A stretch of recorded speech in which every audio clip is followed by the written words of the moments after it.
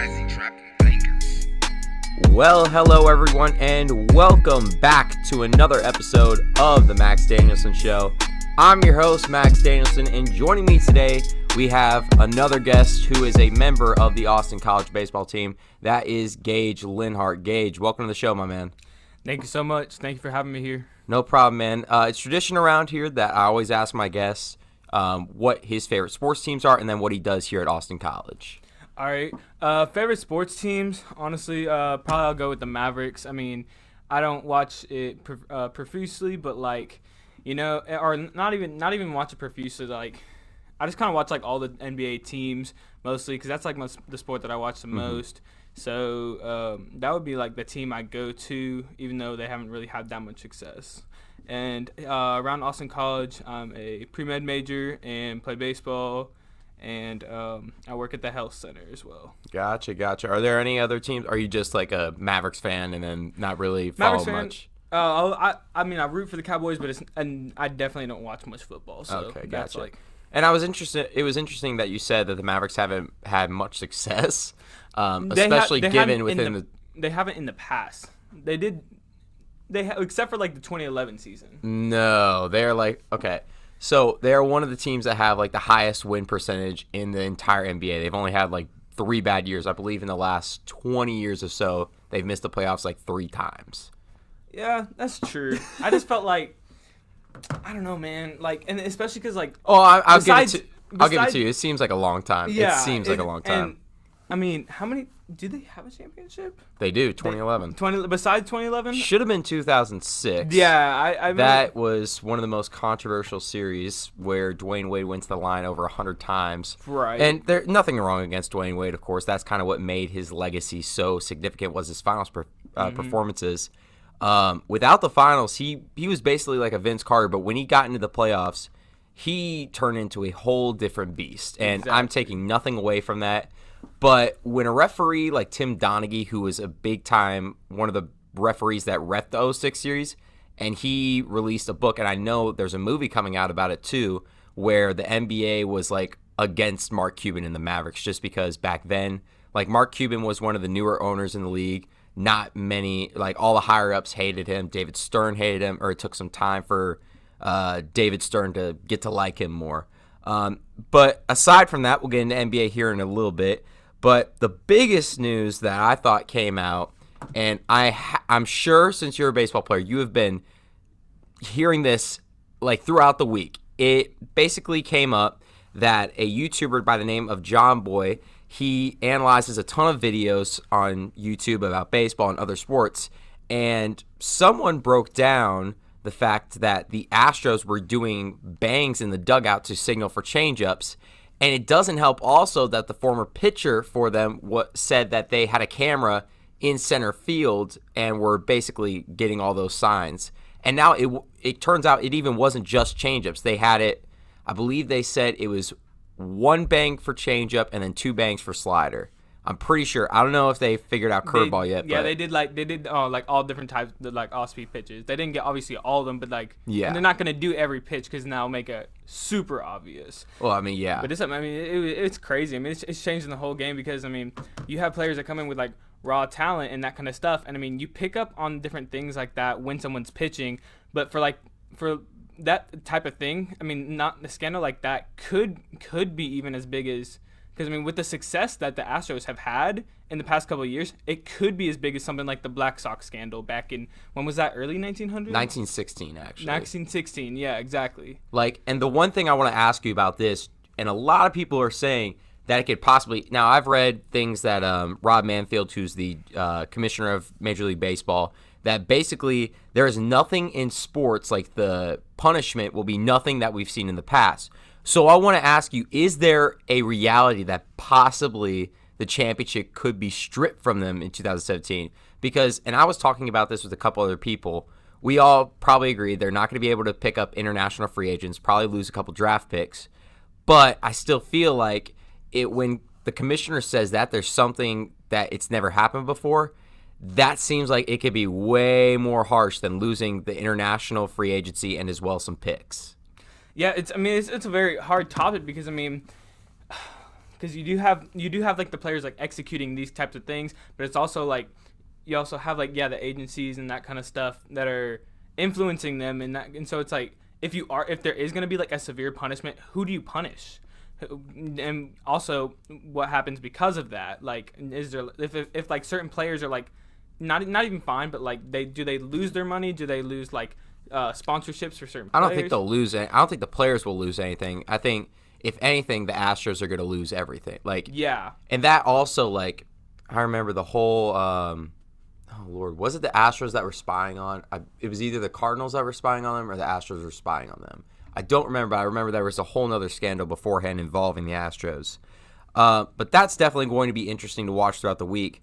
But with this week, I believe it was just either yesterday or the day before when we recorded this on Friday, they announced all the awards for Major League Baseball. Mike Trout wins another MVP, his third of his career, is arguably going to go down as possibly the greatest baseball player to ever play the game. And then, of course, you have the youngest guy in Dodger history to win an MVP with Cody Bellinger. Now, if Yelich doesn't get injured, I believe Yelich wins this MVP, no doubt about it. But at the same time, Bellinger had one heck of a year.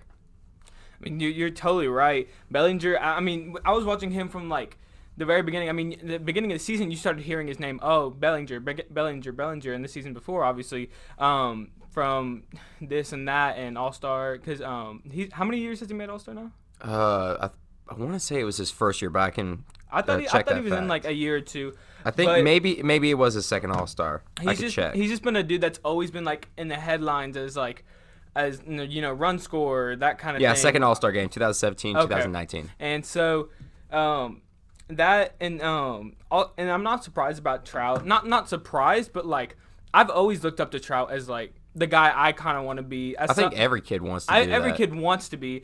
And I mean, as a guy who's incredibly fast, but I mean, you look at his structure, he's dang built. I mean, he really is. He's big as heck. And I don't know if we're allowed to cuss on this, so nah. Okay, so well, I mean, considering the fact that one of my guests, Cody Goggins, he started working his way up to uncharted territory that I didn't want to go, and I just had to tell him, is fun. Don't go there. I mean, don't get me wrong, he was a good guest. Said some things that were very controversial. I'll give it that. Yeah. But overall, great guest. He did jinx Wisconsin. When we get to college football, I ask always my guests what they predict is going to happen for college football when it's in season. And he said Wisconsin was going to absolutely blow out Illinois, and they ended up getting upset by them. So you never know what you'll hear here. But then also for the Cy Young, Justin Verlander, who has been one of the most dominant pitchers, not only for the Astros, but throughout his whole career. And then Jacob deGrom both won the Cy Young. Yeah, I mean, Justin Verlander, I mean, I think I remember watching or like reading articles about him back in like 2020, like even like 2009, something like that, where like Sports Illustrated, like I think he's been like in the spotlight for so long. And I mean, his prime years were he's still dominant today, but his real prime years were from 2010 to about 2014. Yeah, I was gonna say with the Giants. No, Tigers. No, Tigers. I'm sorry, I was thinking like the orange team, and I was like, wrong one. And but no, he's just always been that spotlight. I've always looked up to him when I did pitching because I like always and like because he has such a good form with his pitching. It's always like fundamental. Like I would compare him to like the Tim Duncan of like baseball, where he's just like Mr. Fundamental. I mean, honestly. that's a really good comparison there. I actually really like that. Yes, sir. I've never heard that comparison too, so I like that idea.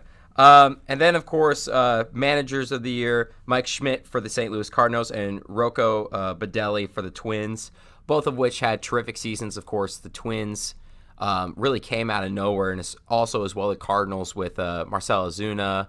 Then you also had the accusation in the offseason of Paul Goldschmidt, who is arguably one of the best defensive first basemen, probably one of the best defensive first basemen ever in this day of Major League Baseball. And then you go, and these two guys, oh man, it was fun to watch these two.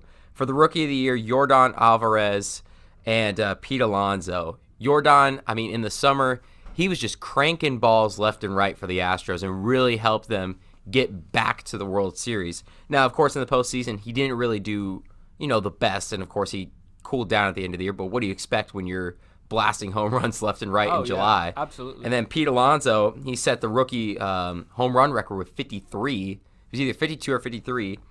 But, I mean, no matter what, that's still an impressive year. And even so, you have another guy in the National League, Fernando Tatis Jr., who's going to be a stud one day. He's already showing that.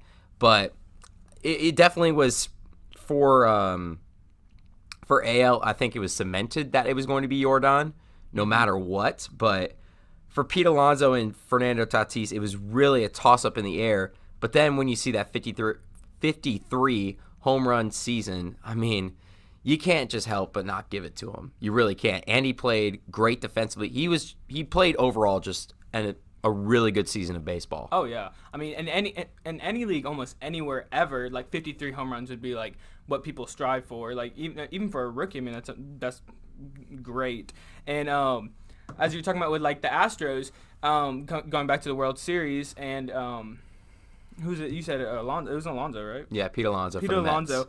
And he was, even when it's like baseball, like any other sport, but baseball, I think baseball, especially since it is such a slower sport, when you get that hype of like a home runner, that kind of stuff, that's going to boost your team. So during the summer, when he's blasting tons of home runs, I mean, that's just going to boost the rest of the team. And so when the rest, either competition wise or if you're supporting them, like either way, you're going to like get better as a team. And even so, like business wise, especially in the summer, that helps, with revenue and all that, because of course kids are out of school. Mm-hmm. You have some time off, go see a game. Plus, especially in the fact that you're in Houston, you have a dome stadium. Yes. That definitely helps. I know it'll definitely help next year when that comes to Arlington, and that'll be fun to watch. And then, of course, thankfully, the old Globe Life Park is going to be still in use with the XFL.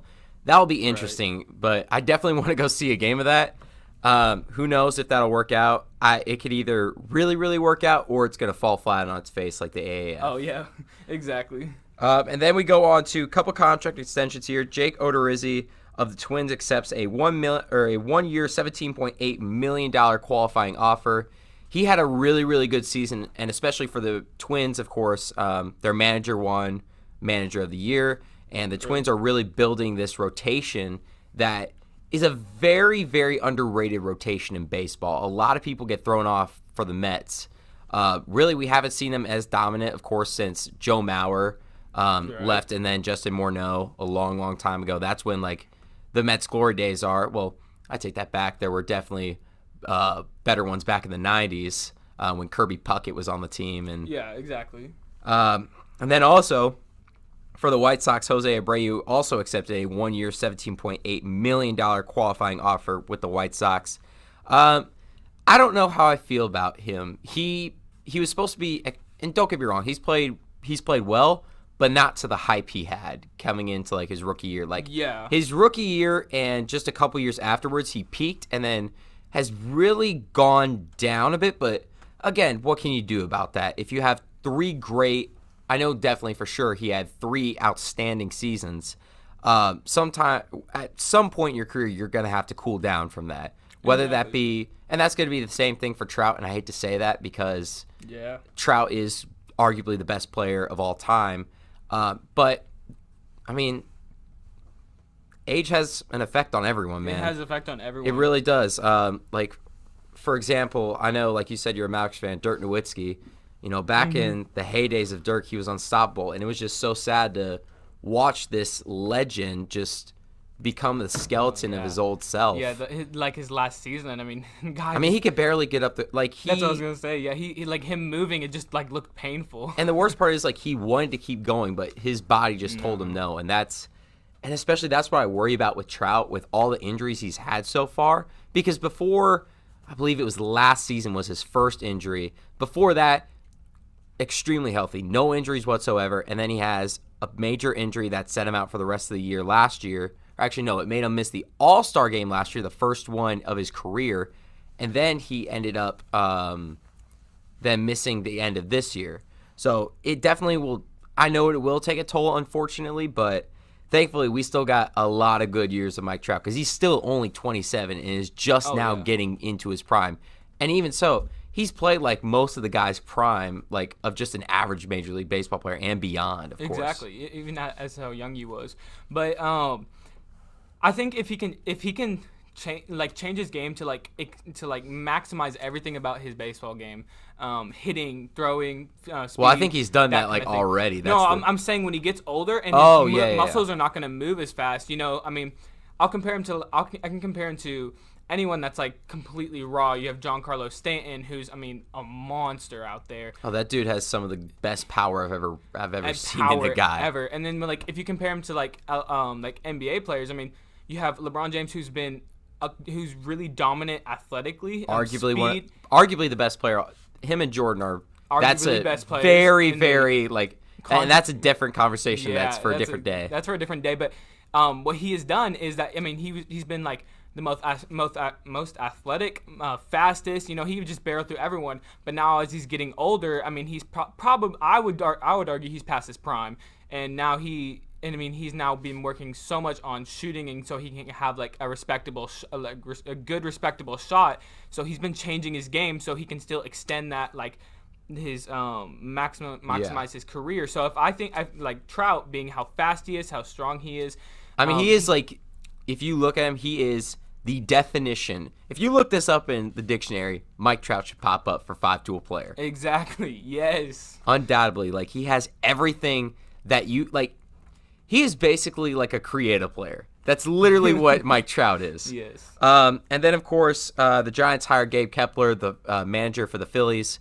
Unfortunately, he never really got his foot in the door well for the Phillies because, of course, this year it just didn't pan out. They have Jake Arrieta, who's really gone down, of course.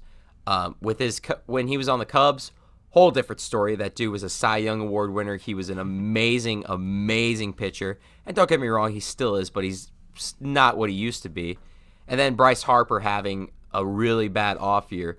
But what I like for the Phillies, of course, they hired Joe Girardi a couple weeks ago. And I think that can, A, really, really help Harper, and B, get back Arrieta to where he needs to be. And even guys like in their lineup like Rhys Hoskins or, other guys within that organization that could get right back on their feet. So that'll be interesting. And then for the Giants, really they're becoming, I'll put it this way, they're going to have to start their rebuild soon. And I think they've already understood that, and they're starting it day by day. But then, of course, you still have Madison Bumgarner on the team. You have Buster Posey, who arguably best catcher right now in baseball, right. And still has been one of the best hit. The one thing about catchers nowadays is most of them don't have that good of a bat. Yeah. But that's the one thing that Posey does have, and that's what he uses to his advantage to still be one of the most dominant catchers in the game. Right. He kind of follows. What is his weight and height again? Because I've been noticing that most recently that it's kind of changed from catchers being big lineman type of guy to where now they are a little bit quicker. They get to balls quicker. Posey's 6'1", 210, so a pretty light guy. Yeah, he's compared to what catchers were maybe 10, even 20, 30 years ago. How big they were just to try to block everything. He has that kind of more ideal, more modern type of catcher, and he has lots of success with it.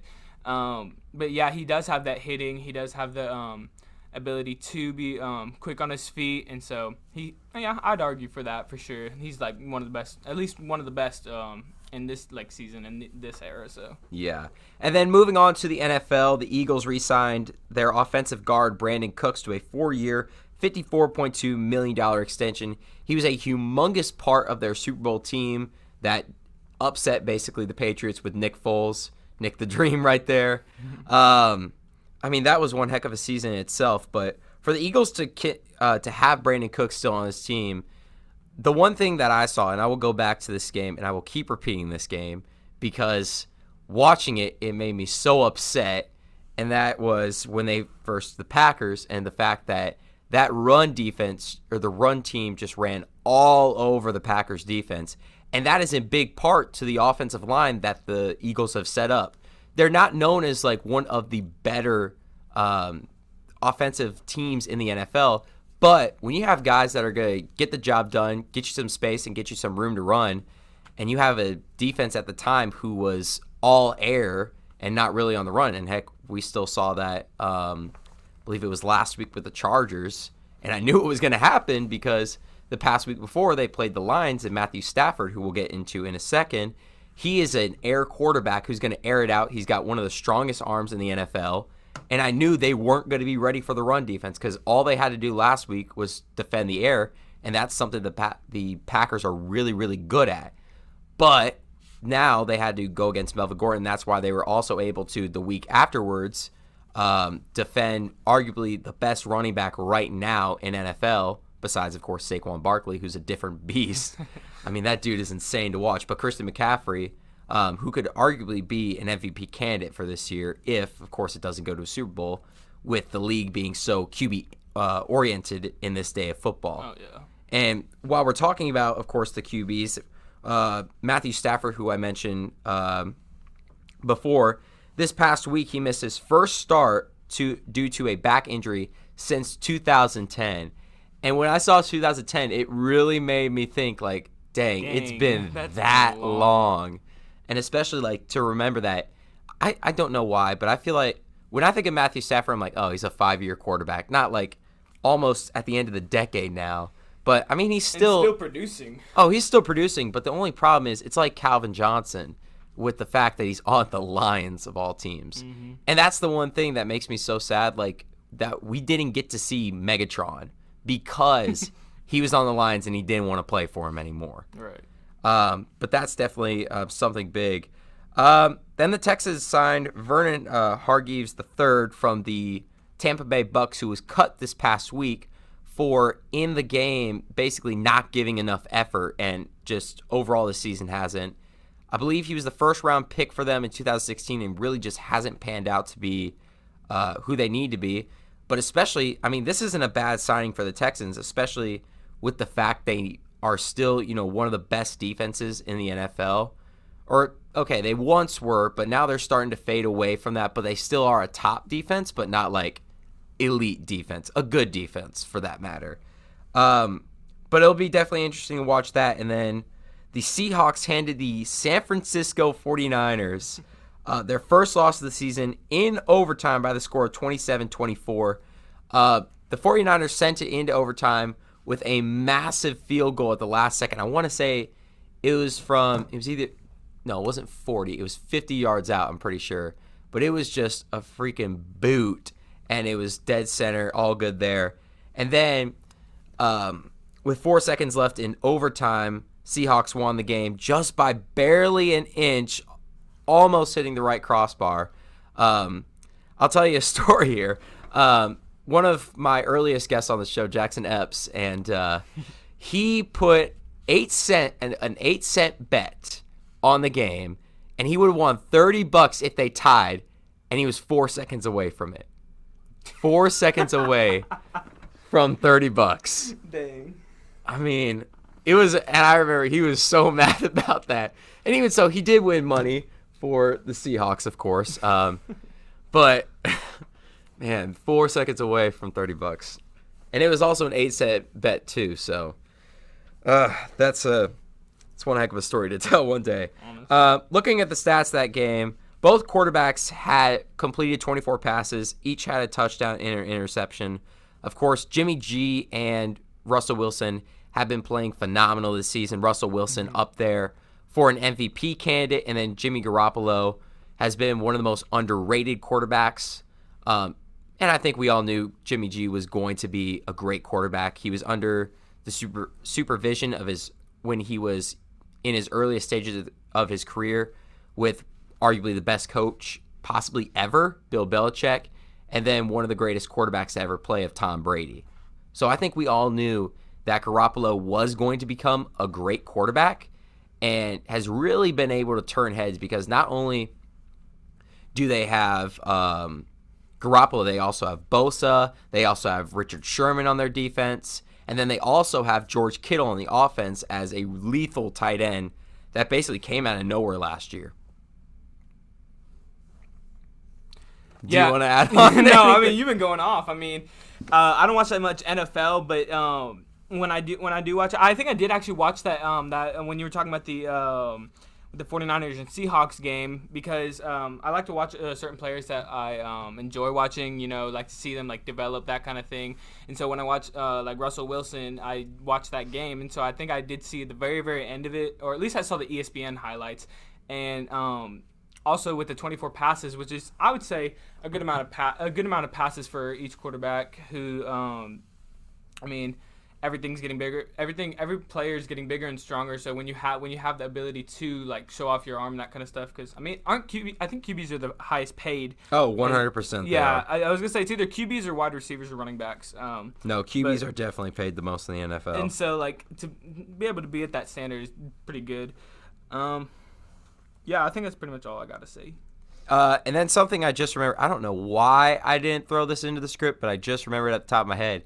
Colin Kaepernick, after 3 years Yes, of not playing in the NFL, 11 teams are going to give him a shot. Yes. I know Patriots are one of them, Steelers are one of them, and I can't remember the other ones. I knew I've seen a list before, but it'll be interesting. I definitely think, okay, my personal opinion, I think Colin Kaepernick should be in the NFL. As a starter, no. Maybe for a low-tier team, but not a daily starter. He definitely, though, should be a backup. For any team. He definitely needs to just get his foot back in the door, just trying to get back into the NFL because, after, all that talk about him for the past, like you said, it's been 3 years. I see this go down on, like, ESPN.com. I think it's, like, every other day now of, like, oh, Colin Kaepernick's coming back. Oh, every team's giving him a chance, all that kind of stuff. Yeah. And then you also see, like, articles about how, oh, no, he shouldn't be let in because of his choices, and it's like, okay, that doesn't mean that much. The one thing, and I'll tell you about this too. When Cody Goggins was on, we talked about this whole Kaepernick thing, and I 100% agree with him. The fact that I support the fact that he still, like, even when times were rough, he still stood up for what he believed in. There are some players that when they get the media attention, they're like, "Oh, I don't want to be in the media attention. I'm going to back off for this." Kaepernick just said, "You know what? No, I believe in this, and I support all that he believes in? No, of course not. But at the same time, will I defend what he wants to support? Yes. And that's the number one thing with freedom of speech. And I feel like he says he was denied work, and I both agree and disagree. I think teams held a grudge against him. I definitely think that. But at the same time, if you don't remember, he was given an opportunity. I know he opted out of the 49ers deal. He was going to get guaranteed money next year. And then he declined an offer from the Broncos, and I want to say it was also the Ravens. Not sure on the Ravens, but I know definitely the Broncos offered him a contract. So it's definitely an interesting situation, and I'd love to see Colin Kaepernick get back in the NFL. Oh, me too. I still think, he can, honestly, if he can turn around and do what he did back when, I believe in 2013 and 2012, what he did, he's going to be a really solid quarterback. He really will be. And I'm excited. I really do hope a team does give him a shot. What team that will be, I have no clue, honestly. If I'm going to take any team for him to go to, I think a great team would be, and I mentioned them as well with the Patriots. I don't think the Patriots need him right now, especially since you have freaking Tom Brady on your team. Not with the team they have right now. Honestly, I think if anyone wants to give him a shot, it should be either, honestly, the Steelers or the Bengals. I really think they could give them a shot, especially the Bengals. What do you got to lose? You're 0-9 right now. Your team is terrible. Why not sign Kaepernick, get some media attention, and then let him bounce back to where he needs to be? Not only that, revenue, like you were talking about earlier. He's gonna bring in revenue just because of his name and just because of like how he has been in the spotlight in the past and that kind of stuff. Now, if we want to talk about a guy who's been on the spotlight within the past 12 hours, that is Myles Garrett of the Cleveland Browns. I don't know if you've seen this. No, I haven't seen anything. You have? Okay. So, let me break this down for you then. All right. I'm surprised you haven't seen it. It's been all over Twitter, all over every sports thing. I've been studying all night for my test, so honestly, I got a bunch of ESPN notifications, but I haven't looked at any of them. What happened was I know a fight broke out basically, and there was some taunting going on from Mason Rudolph, and Myles Garrett ripped off his helmet, and like they're jawing at each other, and then he proceeds to strike Mason Rudolph in the head with his own helmet. Oh, damn. Yeah, it was bad. Like, even like this isn't something that Vontaze Burfict, who's the dirtiest player in the NFL, he wouldn't even do this. No. I mean, he's already been suspended indefinitely.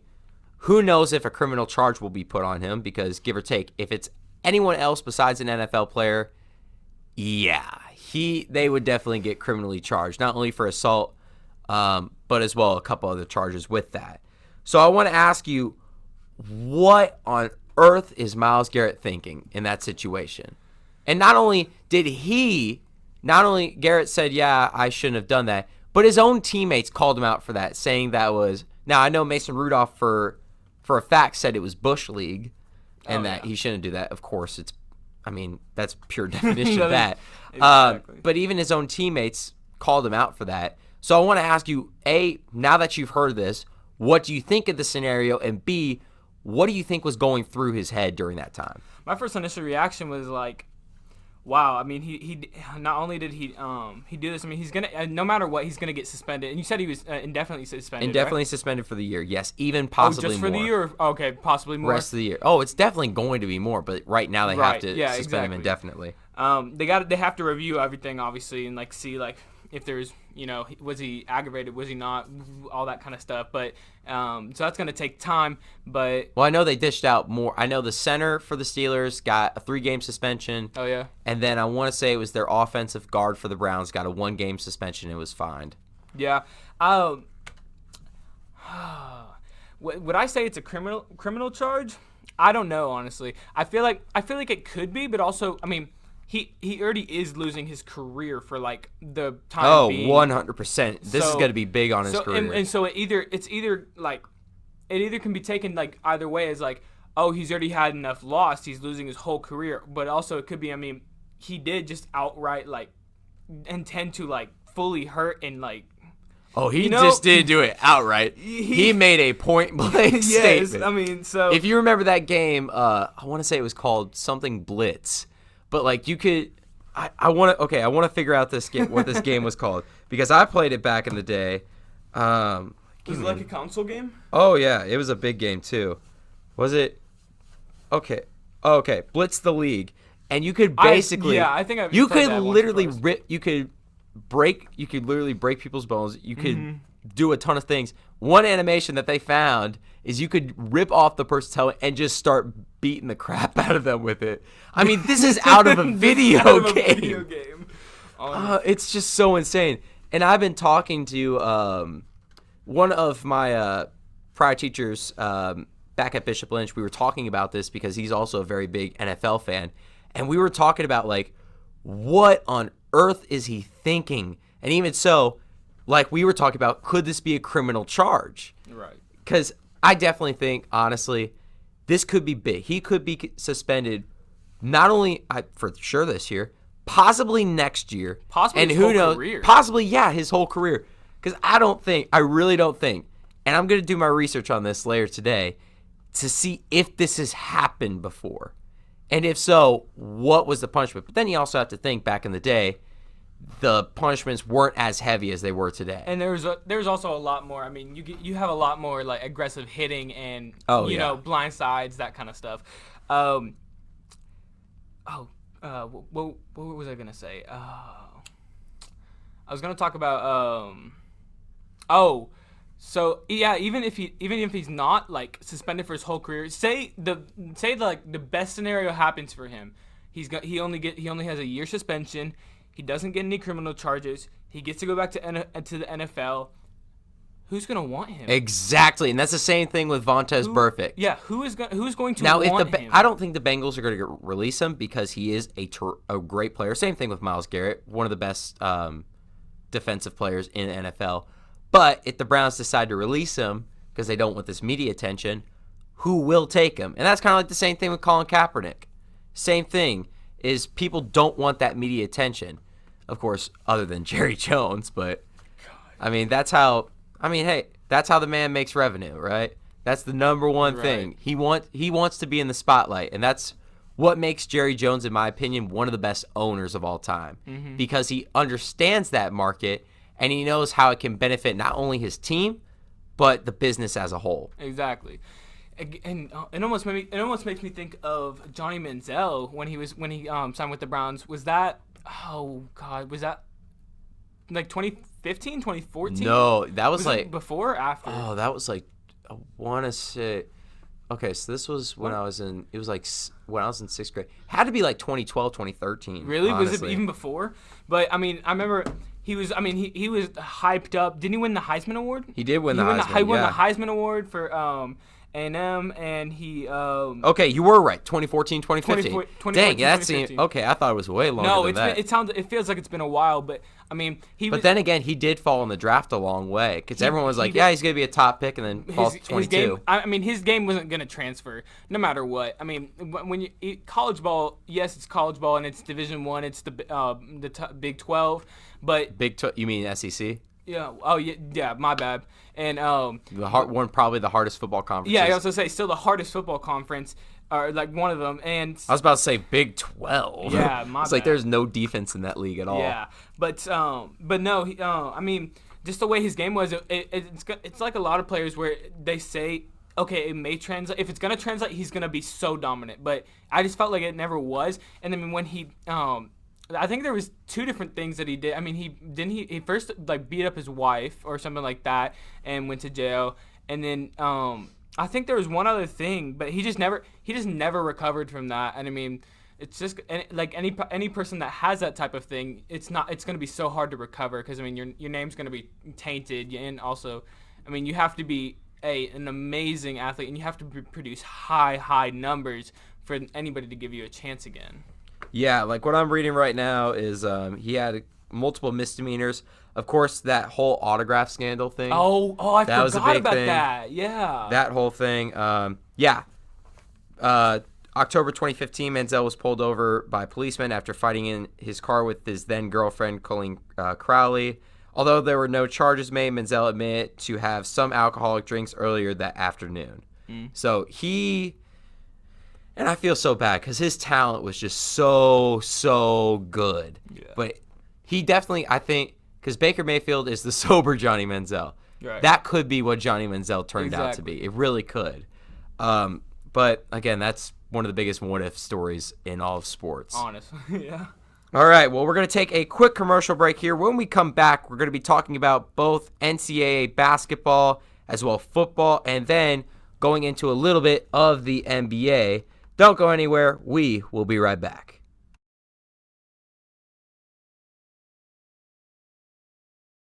The Max Danielsen Show is proud to announce Gage's Granite as an official sponsor for the Saturday podcast. Gage's Granite is a family-run company operating nearby in the Dallas Metroplex. They offer custom granite, travertine, onyx, and marble countertops to homeowners and businesses since 2000. Give them a call today at 972-243-6097 or visit gagesgranite.com or on Facebook and Twitter. You can also stop by the main showroom located at 2427 Glenda Lane in Dallas. Gage's Granite, a proud sponsor of the Max Danielsen Show.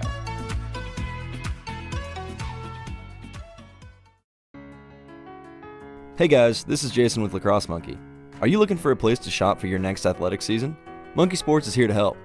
Whether you're looking for baseball, hockey, or lacrosse gear, if you can dream it, we've got it. We provide both the latest and best on the market equipment for your athlete. Stop by and visit us at 105 West Bethany Drive, right off of US 75 in Allen. Monkey Sports, a proud sponsor of the Max Danielsen Show.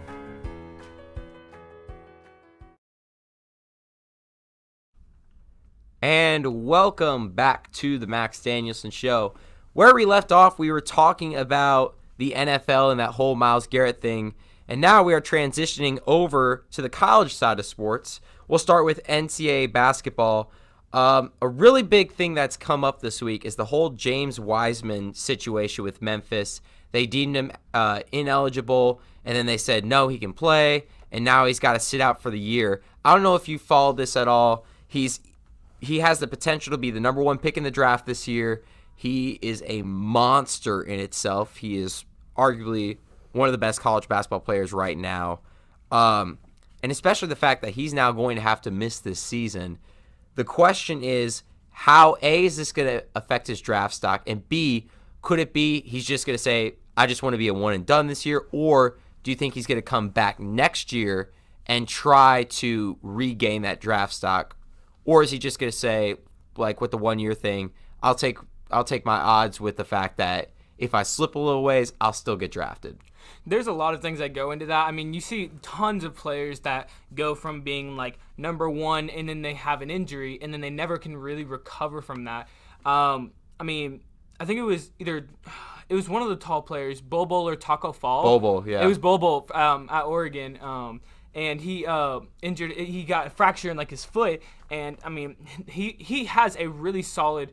He's 7'1", 7'2", I think, or something like that. I think he's. Or is he 6'11"? I want to say 7 foot. If I'm not okay, mistaken. he's somewhere. No, 6'10", 6'10". He's somewhere around there, but he has a good 3-point shot. I mean, he does, and that's the one thing. I know the Nuggets are going to be able to develop him. They did the same thing with Monte Morris out of Iowa State. Sent him to the G League. He developed there, got his repetitions, and then now he's performing really, really well for them. Right. And now Bobo, I believe he was transferred to the Windy City Bulls of the NBA G League. So definitely he's going to get his time to develop. And that's the one thing they did with Monte Morris is they sent him down to specifically work on his 3-point shot. And now he's one of the best He's not okay. He's nowhere close. He's developing into where he can be. He's a good shooter, but he's not one of the best, like a Steph Curry or Ray Allen. I mean, Bobo was just... And I don't think he ever will get there, but he still will be good. Right, and Bobo was just one of those dudes that, I mean, he was in the spotlight for a long time because, I mean, obviously he's iconic for his father, Manute Bol. But I mean, once he got that injury in his foot, I mean, he was drafted like 46th. Or something. It was something. He was drafted really late, like later than he was expected to, and it was all. And pretty much everything else led up to his injury, where he didn't get to play. But even before that, he was producing monster numbers. I mean, yeah, definitely. I know. And the one thing about the Denver Nuggets, they have a lot of projects there. Monte Morris panned out for him. Now they got Michael Porter Jr., who they're working with, and now they got Bobo. So they got a lot of guys who they're going to be able to develop and possibly become a very, very big sleeper team within the next couple years. Even though they are one of the better teams. I believe they're right now second. And the reason I say sleeper teams is because of those rookies. Even though, of course, they got the Joker, Nikola Jokic, who is becoming one of the best centers. Right. I mean, the dude is absolutely raw.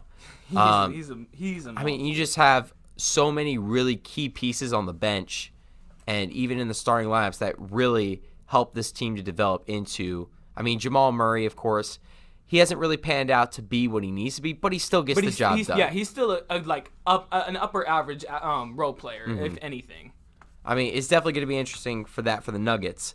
But the big thing that happened in college basketball, and this was a very, very, very big shocker, Evansville pulled off the upset at number 1 Kentucky. One of the hardest places, I won't say hardest, because, of course, you have Duke. Yeah, Playing at Duke is one of the hardest places, possibly the hardest place in college basketball to play at. Exactly. And especially even so going up against their legendary coach, Coach K. But, yeah, I think I was extremely surprised. Now, I didn't get to watch this game, but I did watch highlights of it.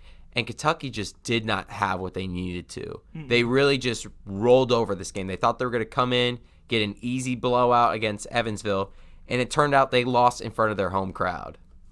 I mean, it's pretty insane.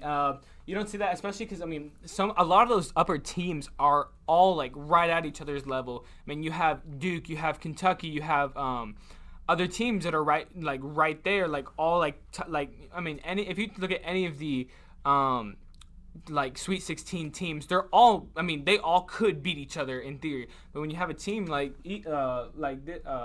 Evansville, then you and then it's such an upset. It's like it not only puts Evansville out there like in the open. I mean, Kentucky kind of like loses that reputation. Well, yeah. Now I believe, if I'm not mistaken, Duke is number 1. I'm pretty sure. Yeah, it is. Have to get my confirmation in the back from the Duke mega fan Jackson Epps.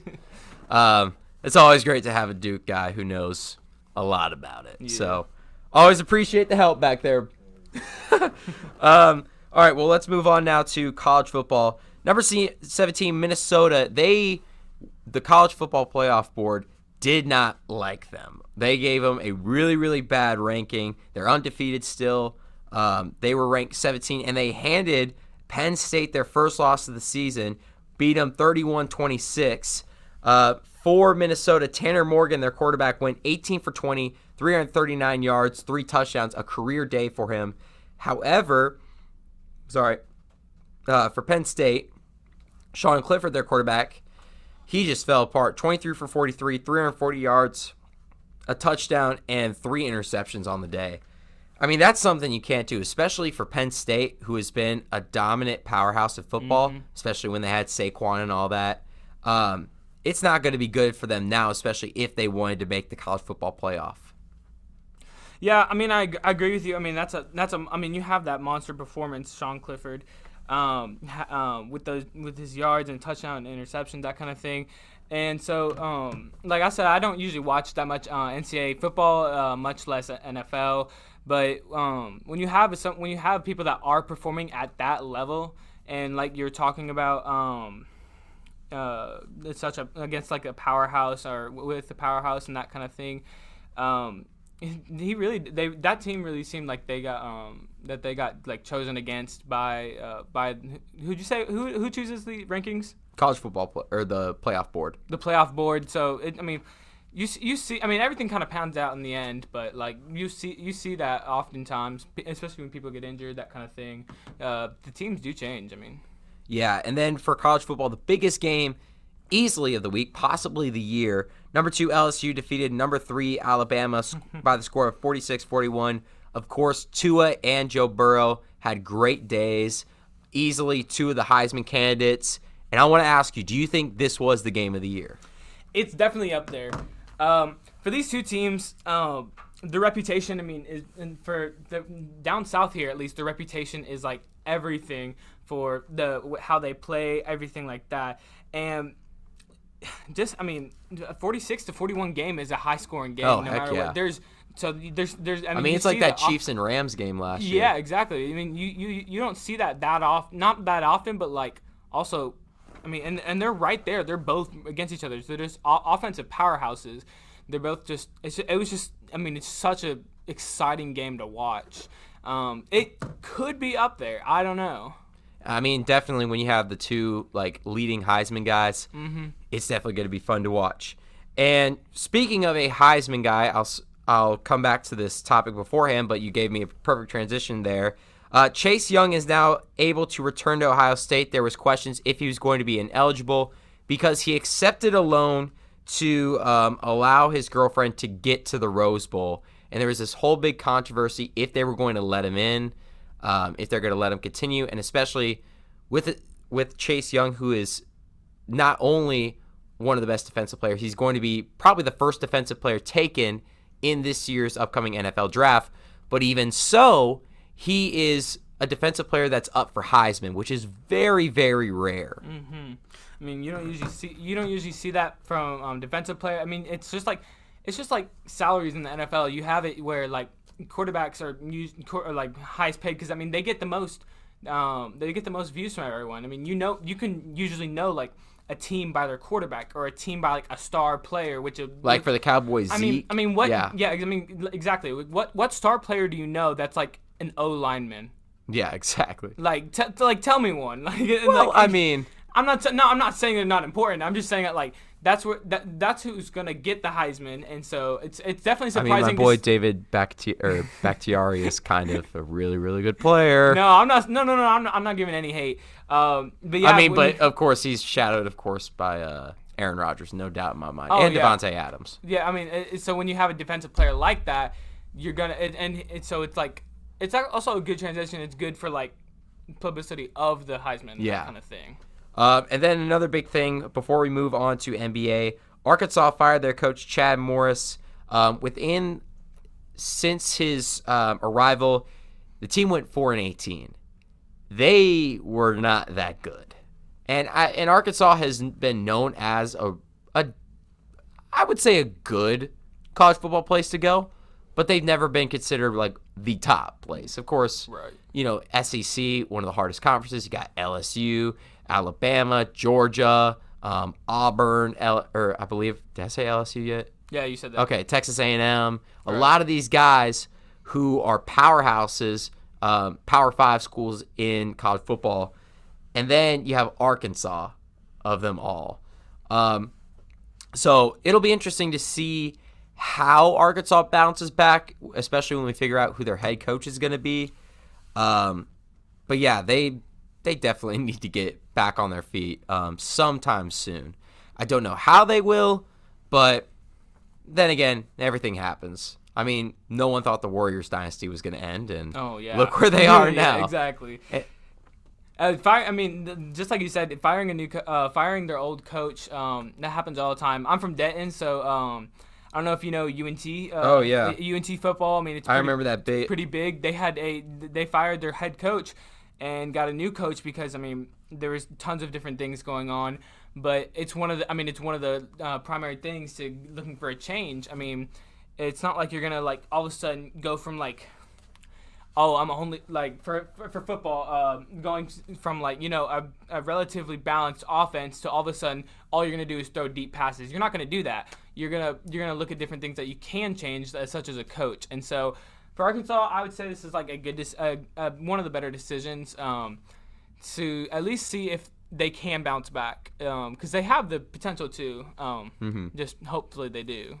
Alrighty, and before we move on for college football, like I told you earlier, it's a tradition around here that I ask you some games and what you predict is going to be, who's going to win these games. All right. First one we got here is number 24, Indiana, at number 9, Penn State. Penn State. Penn State? Alrighty. Here's a big game, the rivalry game, Michigan State at Ann Arbor, Michigan. Wolverine or Spartan? That's the big question. I'd go Michigan State. You're going for the upset here. I'd go for the upset. You see both teams play, and you see them both they're both very dominant. And when you have a rivalry like that, I'm gonna go for the upset. I'd say Michigan State would take that. Alrighty, number 15, Wisconsin at Nebraska. Nebraska. I gotta go for Nebraska. Alrighty. Next one we got number 21, Navy at number 16, Notre Dame. Notre Dame has been real good, but I guess I'd have to go Notre Dame for that one. Alrighty. Next one we got here, two of the, not of course, because of course you have Jalen Hurts, who's the best Big 12 quarterback, but two of the other guys, number 22, Texas with Sam Ehlinger at they're not ranked, Iowa State with Brock Purdy in Ames, Iowa. I guess I'd have to go Iowa. Iowa State? I like that choice. Yeah. Great choice there. Alrighty. Number 5, Georgia at number 13, Auburn. Oh. I feel like Auburn would win that one. You're going for the upset there. Alrighty. Next one we got number 7, Minnesota. They jumped in the rankings. They jumped 10 places at Iowa City, Iowa. So you got two big games in Iowa. I feel like Minnesota would go for that one. Alrighty. And especially I know Iowa is a very hard place to play at. It is. Okay. This will be the last game. And I know this is going to be a big game, especially with college football going to be there doing the game day thing. Number 10, OU at number 12, Baylor. OU all the way, baby. There you go. OU all the way. Pick. Yes, Good sir. pick. I've always watched Sooners, and so no matter who they're playing, as long as it's not, the big rivalry, OU against UT. Everyone was out like all in their stories, just posting, "Oh, go UT," and I'm just over here like, nah, it's OU all the way. Ah, man, I don't know why, but I do not like UT. I really don't. I don't. And I'm an Iowa State. Okay, this is the one time I'll say what I'm a fan of. I'm an Iowa State fan, okay? My cousin played there. My dad went there. But I also do like OU and Oklahoma State. Only reason, of course, because I got accepted there for college. Oh, really? And I would have gone in communications. Both of them have great communications programs. So some of my heart is dedicated to those two. If they're on, I'm definitely cheering for them. Exactly. But if they're going up against Iowa State, Iowa State all the way. Alrighty, we'll jump right in now to NBA. This is a very, very sad topic right here. Gordon Hayward fractured his hand versus the Spurs. He was having a great season. He was. 20.3 points per game, 7.9 rebounds per game. He was looking, and I was so happy for him because he's one of my favorite players, just because of what he did like throughout his career. I kind of wanted him to come to the Mavs, not gonna lie, when he was a free agent. Really hoping he was. That would have been cool, especially now to have basically the Mavericks are becoming an all-white guy team. They basically are. They're basically Team Europe. And even so, Gordon Hayward, though, is not European. Yeah. You could definitely, you could pass him off for European. He could definitely pass him off. But he is no way, shape, or form European. No. But I want to ask you, how does that affect now the Celtics? I mean, it was so hard because, I mean, especially when you have Kyrie Irving leaving and you have like But now you also have Kemba Walker. But you also have Kemba Walker. No, yeah. And now you have Kemba Walker who I mean, he made a breakout season this past year with his difficult shots. I mean, at that position, I mean, your point guards are like evolving to be, I mean, you have to be a shooter, you have to be a great ball handler. And so like point guards are like evolving to be like a really, really tough position to play. And so you also have to have a good floor vision as well. That's exactly a big thing. And that's the one thing Lonzo Ball is really, really good best at. passer in the NBA. He is one of the best. Doesn't have a shot. No. But that's why LeBron really liked him as a teammate, is because he can get him the ball when he needs to. Oh, yeah. But yeah, go on, sorry. I was going to say, and so like, when you had that kind of combo, who else did the Celtics have again? Celtics, well, okay, they lost Al Horford. They also lost Aaron Baines, who's been playing really good too. Right, because I was gonna say. Well, okay, they also have Marcus Smart, who is decent player. Jaylen Brown, who's been doing really, really good. Jason Tatum, Duke guy right over there. Yes, sir. Who else does the Celtics have? I know. Scary Terry went to the Hornets. Yeah, he's on the Hornets now. Who else I'm trying to think who else they have. Well, with those players. Taco Fall. Taco Fall. That's right. another guy they that's have. That's right. Yeah. But he's a two-way guy in the G League with the main Red Claws. Right, exactly. But when you see Gordon Hayward, I mean, as you see him trying to make that like comeback, you know, like because that injury was scary. Man. Yeah, that injury was scary, and so, dang, for him having that good, he started off strong. Oh, he really did. It's only been like 3 weeks into the NBA season, and now he's already gonna be out for a while. He's already out, so it's like, it just sucks. But I don't know. I want to see if like Kemba Walker and Jason Tatum, who I watch them, because I also want to see if Jason Tatum becomes like the player that he's projected to be. Yes, that's the number one thing, because everyone projects him as this like the next big thing, right? Like the next big shooting guard. And he's played underwhelming to that, but he's still played decent. I mean, when you see the plays he does make, I mean, has great. He really does. He really has great vision, great like when you. He has the potential. It's just now how does he use that potential? Exactly. And sorry. No. Did you have anything else or? No, you're good. You can keep. We can. All right. Well, this is the big news that came up, and I know for a fact you have something to say about this. Carmelo Anthony finally got signed by the Portland Trail Blazers of all teams. The big question is, how is this going to affect Damian Lillard and CJ McCollum? And is this a good or a really bad idea, like what happened to the Rockets, for the Portland Trail Blazers? Go. God, I mean, it's such a...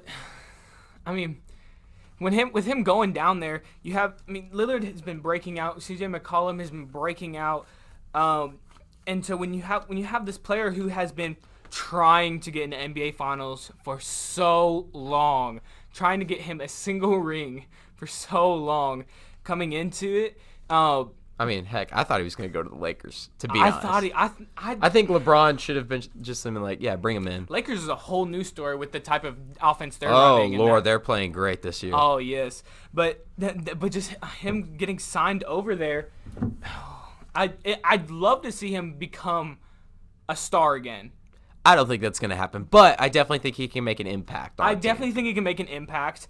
It's just, how much does he want to give up the ball? Exactly. I've seen so many memes of and things are just roasting Carmelo. Like, And that's what makes him. That's what makes him not. That's why he's never an MVP type player, because I mean, you have to be selflessness. I mean, when you have like Giannis. I mean, Giannis has such great vision. I mean, he'll have like a somewhat hard shot, but then he can shoot it out to Bledsoe or whoever. Yeah. Carmelo just never had that type of vision and that type of focus. And so I don't definitely think he can become a superstar again. I mean, that's what he's obviously been trying to do, but I definitely think it can help if he can change his game. He can definitely become like the third man in like the Damian Lillard McCollum type thing.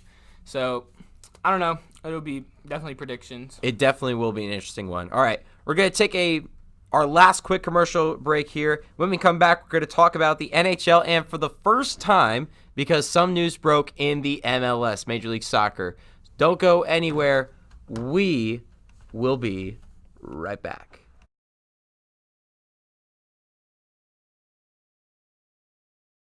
The Max Danielsen Show is proud to announce Gage's Granite as an official sponsor for the Saturday podcast.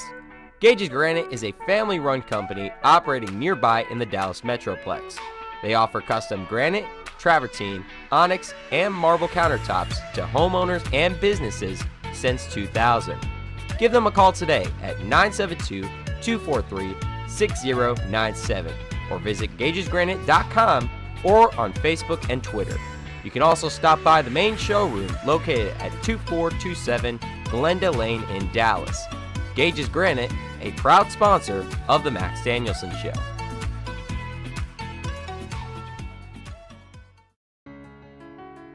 Hey guys, this is Jason with Lacrosse Monkey. Are you looking for a place to shop for your next athletic season? Monkey Sports is here to help. Whether you're looking for baseball, hockey, or lacrosse gear, if you can dream it, we've got it. We provide both the latest and best on the market equipment for your athlete. Stop by and visit us at 105 West Bethany Drive, right off of US 75 in Allen. Monkey Sports, a proud sponsor of the Max Danielsen Show.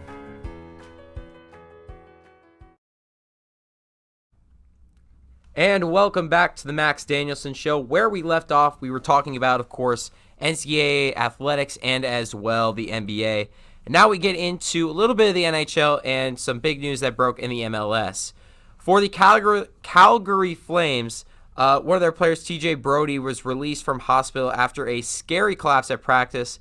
I have the tweet here from Glenn Campbell. He said, and I quote, "Super scary moment at the Flames practice today. TJ Brody collapsed and started convulsing. Fire and paramedics working on him on a stretcher and looks to be okay." Definitely an interesting situation. And I know TJ Brody is a great player in the NHL. One of the up-and-coming players for the Flames. Definitely not, of course, good to see that all happening.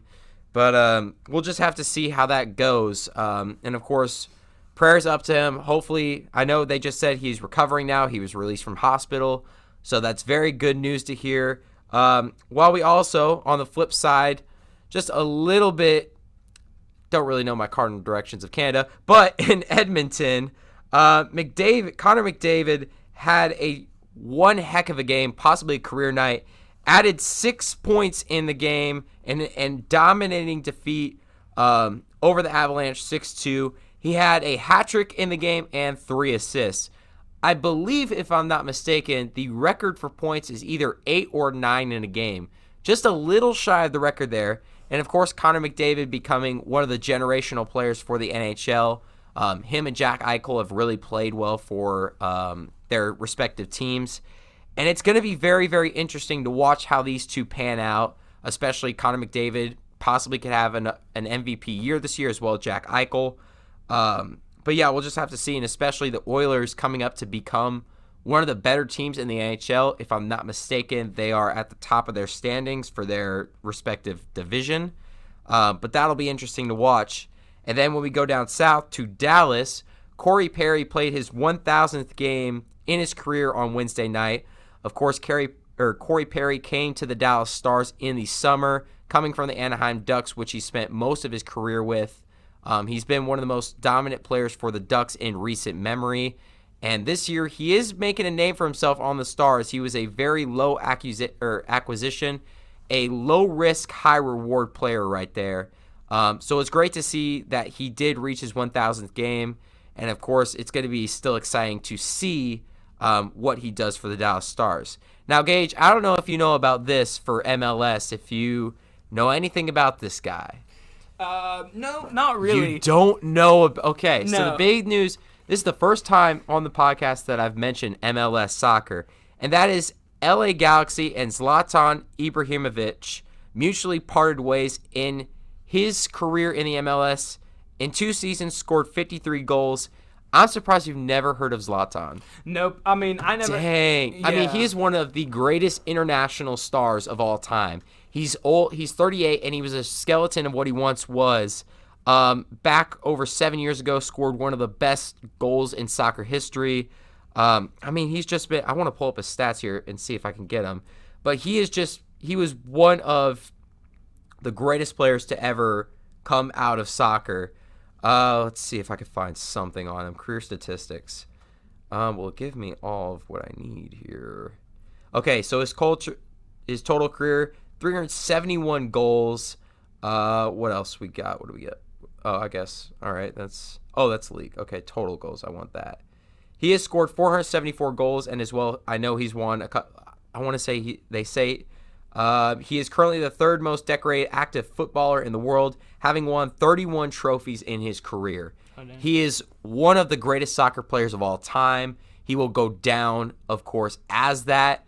And I know I never really got to go out and watch Zlatan play. I really wanted to because, of course, I'm not a big soccer guy, but I know Ibrahimovic, and he is one of the best to play. He's not a Messi. He's not a Ronaldo. But he's up there as one of the best. And I know also Wayne Rooney, or actually, I don't know if he's still with DC United. He might be with DC United. I'm not sure. But yeah, definitely is going to be interesting. If this is the end of Zlatan's career, what a heck of a career, man. He is, like I just mentioned, 3rd most decorated footballer currently. There's not much else I could say about him. Words can't describe what Ibrahimovic has done for the world of soccer. And with that, we are going to conclude this episode of the Max Danielsen Show.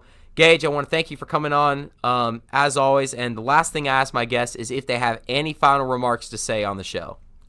No, thank you for having me come to the show, and hopefully I get to do it again sometime. It's pretty fun. I mean, I get to talk about sports, which doesn't everyone like talking about sports? Exactly, It's always great, man. Thanks so much. And hey, you're an awesome guest.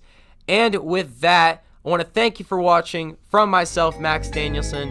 And as always, have a pleasant good morning, a good afternoon, or good evening to you, wherever or whenever you may be watching.